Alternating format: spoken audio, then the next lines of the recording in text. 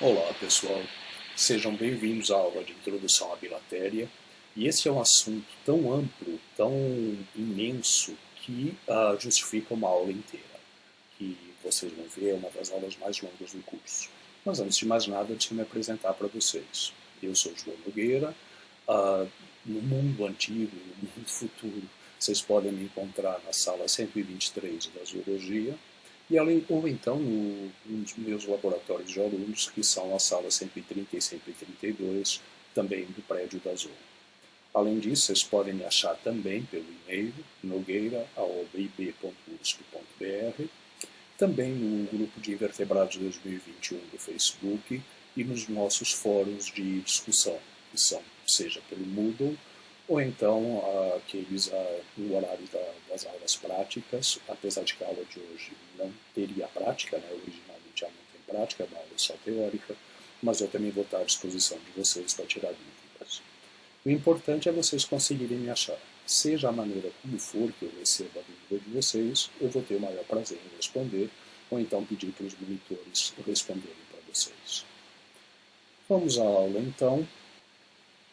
Eu começo essa aula então mostrando para vocês essa filogenia, essa árvore da vida, aí é uma imagem bonita, é bonito de se ver, colocar aqui representantes de todos os seres vivos, mas eu digo para vocês que apesar das relações entre os principais grupos animais aqui expostas estarem de acordo com aquilo que a gente concebe atualmente, as relações internas, as relações menores aqui dos grupos entre si, não correspondem àquilo que a gente acredita hoje.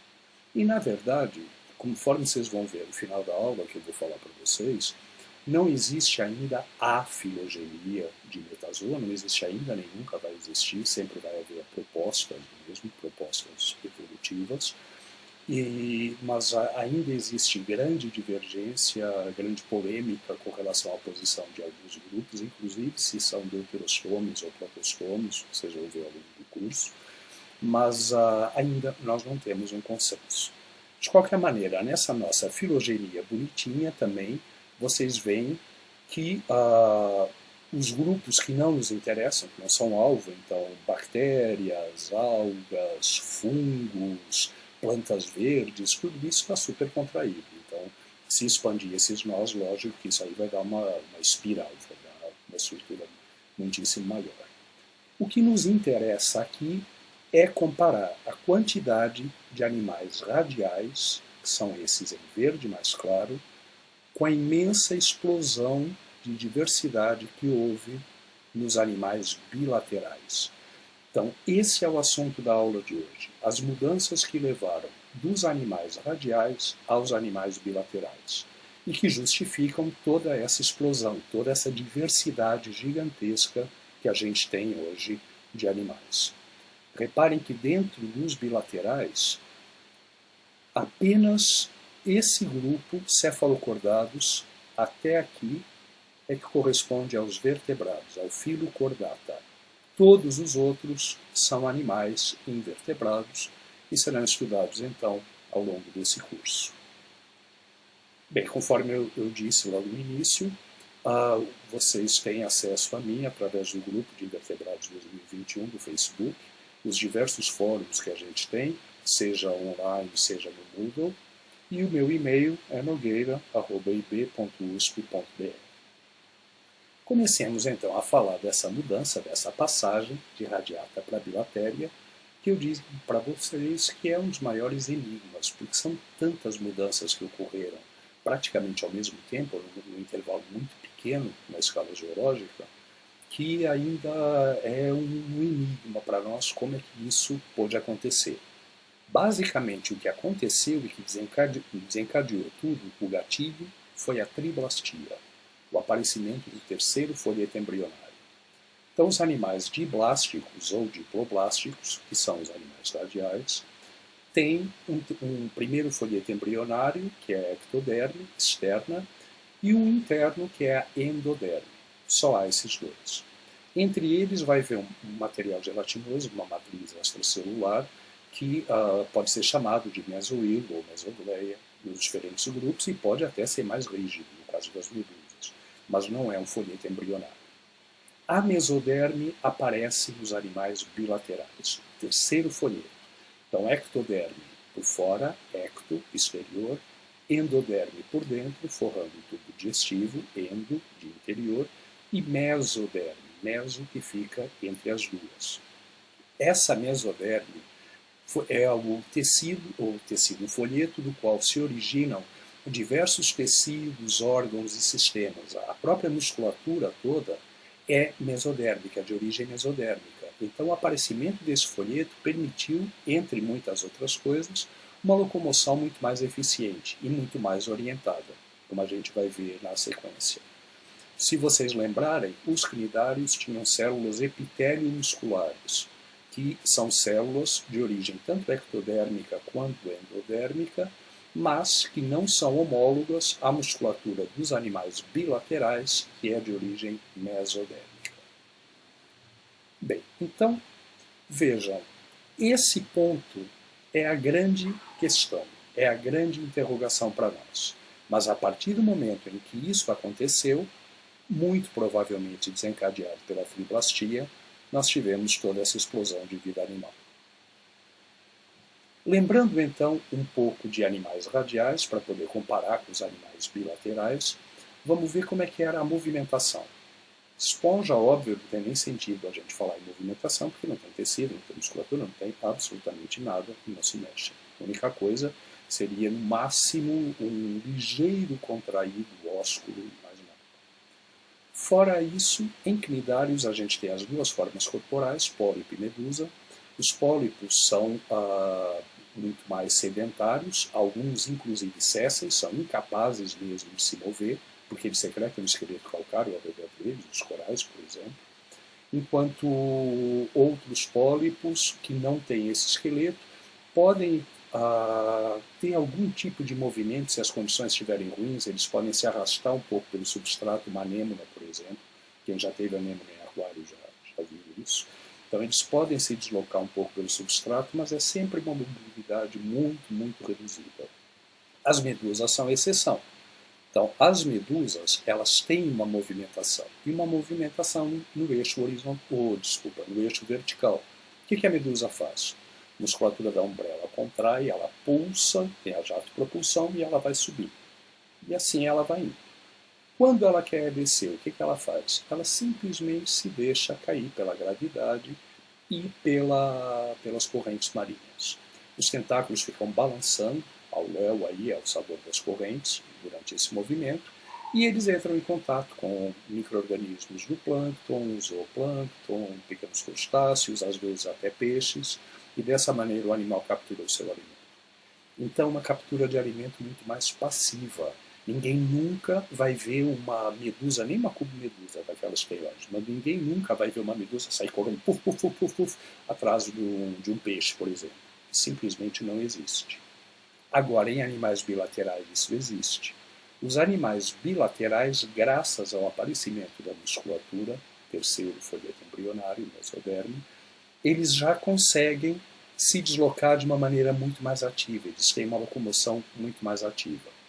Quando a gente pensa em simetria bilateral, as razões que explicam o sucesso da simetria bilateral, a maioria das pessoas vem imediatamente à cabeça, exatamente a cabeça. Ou seja, o desenvolvimento de uma cabeça deu um sucesso muito maior aos animais bilaterais. Como se simetria bilateral e cefalização, ou formação de uma cabeça, fossem a mesma coisa. E, obviamente, não são. Há várias formas de animais bilaterais que não têm cabeça, que não têm nenhum processo de cefalização. Seja uma coisa secundária ou até original, de acordo com o que a gente acredita hoje. Há grupos basais ainda onde não havia cabeça, como os Acela. Bem, então, imediatamente a gente associa isso, mas não é necessariamente correto, porque nem todos os animais bilaterais têm cabeça. Agora, indiscutivelmente, a partir do momento que esses animais passaram a se deslocar muito mais no substrato, eles passaram a diferenciar uma região anterior, que é a primeira a ter contato com o ambiente, a primeira a explorar um novo ambiente, onde foram selecionadas formas com maior concentração de células nervosas, então receptores visuais, receptores químicos e uma série de outros órgãos sensoriais se concentraram nessa região anterior, nessa primeira a entrar em contato com o novo ambiente, e isso levou a um acúmulo de neurônios, que formou uma cefalização. Então, diferenciou-se uma região anterior.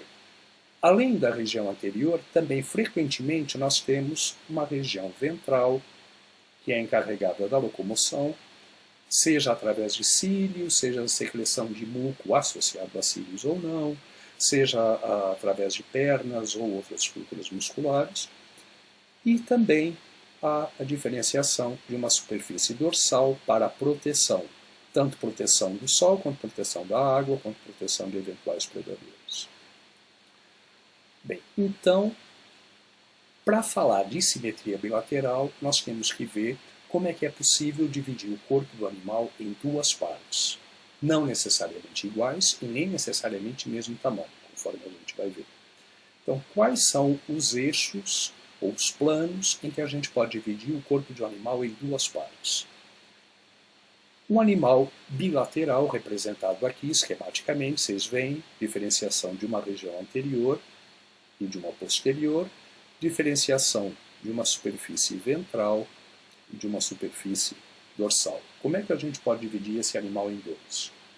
Bem, o primeiro plano, o que dá exatamente duas metades iguais, é um plano que passa pelo topo da cabeça e é o chamado plano sagital. E as duas metades assim produzidas, qual o nome delas? Esquerda e direita. Então, nós temos o plano sagital que nos dá as duas metades iguais, que dão o nome de simetria bilateral. Então, todos os animais bilaterais têm isso. Claro que muitas vezes internamente essa simetria não está refletida. Um outro eixo que divide em duas partes é um eixo que divide aqui, nesse sentido. Então, esse que é o chamado plano frontal divide o animal em duas partes. E essas partes são dorsal e ventral, e que não são iguais nesse caso. A superfície ventral ela vai ser encarregada da locomoção, então ela tem mais estruturas locomotoras, enquanto a superfície dorsal está encarregada mais da proteção. Então é frequente encontrar escamas ou algum outro tipo de couraça, de revestimento de exoesqueleto na parte superior, principalmente na parte superior, ou mais duro, a parte superior, dorsal, enquanto a parte ventral costuma ser mais flexível e, além disso, tem estruturas locomotoras. Uma outra divisão do corpo que a gente tem é dividir, simplesmente, cortar no meio. E o cortar no meio é o plano transversal. E podem ser iguais ou não as partes, mas de qualquer maneira diferencia uma região anterior, em cuja extremidade nós costumamos ter a cabeça, na maioria dos animais bilaterais, e uma extremidade posterior, onde na maioria dos animais bilaterais com intestino completo, e não são todos eles que têm intestino completo, e nem são todos que têm o ano posterior, mas na maioria dos animais com trato digestivo completo, nós temos o ânus localizado na região posterior. Agora, o desenho funcional de bilatéria é tipicamente, como estava mostrado no outro slide, e aqui também, aqui nós temos o exemplo de um anelídeo errante, um animal vermiforme, cabeça diferenciada, superfícies dorsal e ventral também diferenciadas, e nesse caso é um animal metamerizado. Muitos, então, que são errantes, no caso dos poliquetas, mas muitos animais vágeis têm uma formação do corpo, uma arquitetura corporal mais ou menos assim. Vocês têm uma cabeça anterior, podem pensar em insetos, podem pensar aracnídeos, podem pensar em diversos outros. Vocês têm uma região anterior diferenciada, um tronco mais ou menos uniforme e uma região posterior. Só que muitos animais bilaterais assumiram secundariamente um hábito de vida mais sedentário. Alguns são totalmente sésseis, outros ainda são capazes de locomoção. Mas nós temos aqui o exemplo, um animal hemicordado. E vocês veem que ele já tem uma organização que lembra o radial. Claro, ele é bilateral, não tem a menor dúvida, tem um único eixo de divisão aqui. Mas ele já lembra uma organização mais radial. Outros têm realmente uma simetria muitíssimo mais radial. Então vocês veem um briozoário, que é um grupo de lofoforados, que vocês vão estudar comigo mais para frente no curso. Você olhando externamente, esse animal é radial, não tenho o que dizer. Um equinodermo, no caso do equinodermo, esse é um lírio do mar, então aqui representado um lírio do mar. Vocês têm a tal da simetria pentarradial, ela é secundária, a larga é bilateral, mas vocês têm também uma volta, um retorno a uma simetria, uma organização de corpo mais radial. E a mesma coisa no Poliqueta sabellidium, um filtrador. Esse animal ele tem essa coroa de radíolos, que são esses tentáculos modificados, com disposição radial. Claro que se você for olhar o corpo do animal, ele é tipicamente bilateral. Não há como dizer que esse animal seja radial. Mas a disposição dos radíolos dessa coroa de tentáculos, ela é radial. Bem, que consequências trouxe essa nova arquitetura corporal? O que houve, então, na passagem de animais radiados para animais bilaterais? Houve, como eu já disse, a triplastia. Apareceu o terceiro folheto embrionário. A partir do momento que apareceu esse terceiro folheto embrionário, ele deu origem a toda uma série de novos sistemas e órgãos. Então, a musculatura, sistema excretor, sistema circulatório emal, tudo isso teve origem a partir do terceiro folheto embrionário. Houve mudanças no eixo de locomoção. Como eu disse, os cnidários que se locomovem, as medusas, deslocam-se principalmente no sentido vertical, enquanto agora houve um deslocamento no plano horizontal, em cima de um substrato, como a primeira região a entrar em contato com o novo ambiente, a explorar o ambiente. Então isso levou a mudanças na musculatura e também ao processo de cefalização, de concentração de mais células nervosas e sensoriais na região anterior, formando um cérebro. E com tudo isso, então, houve um aumento no volume corporal. Isso é muito sério. Esses animais passaram a ser maiores. Por que isso é sério?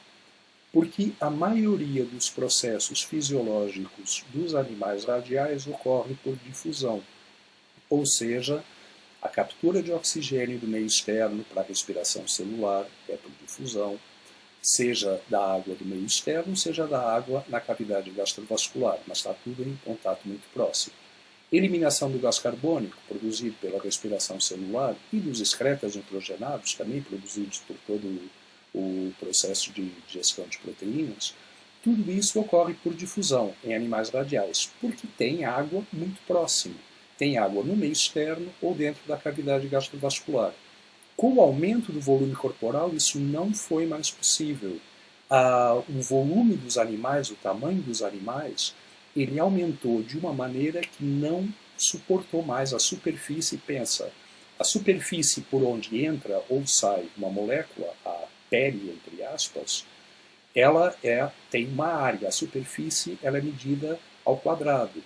Enquanto o volume interno da célula, ou seja, tudo aquilo que vai precisar ser nutrido, vai aumentar ao cubo, porque volume é ao cubo. Então, o aumento da superfície, um aumento grande no tamanho do corpo faz com que a expansão na superfície não permita a expansão ocorrida no volume. Então, tem que aparecer algum tipo de sistema de distribuição. Tem que aparecer a lamarquista, óbvio. Mas só é possível, pensem, só é possível o animal atingir um determinado tamanho, ou a partir de um determinado tamanho, e aí pode ir imenso, temos formas de mais de 30 metros, mas só é possível passar de um determinado tamanho a partir do momento que haja um sistema de distribuição, é um sistema circulatório.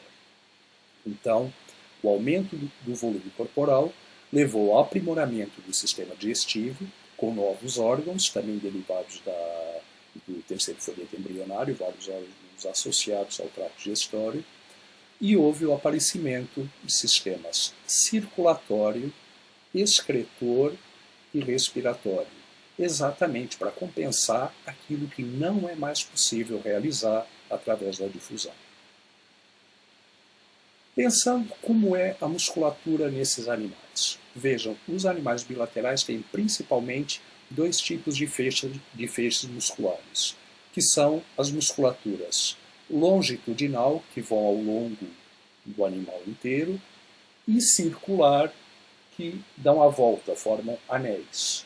Então vocês têm aqui no corte transversal, lembra do plano transversal, vocês têm a musculatura longitudinal, fica internamente, são essas fibras que estão em corte, então você só as vê de frente, cortadas, e a musculatura circular, que como elas são circulares, elas estão exatamente no mesmo sentido da navalha, quando você faz um corte transversal, você pega o campo inteiro muscular aqui, a fibra inteira.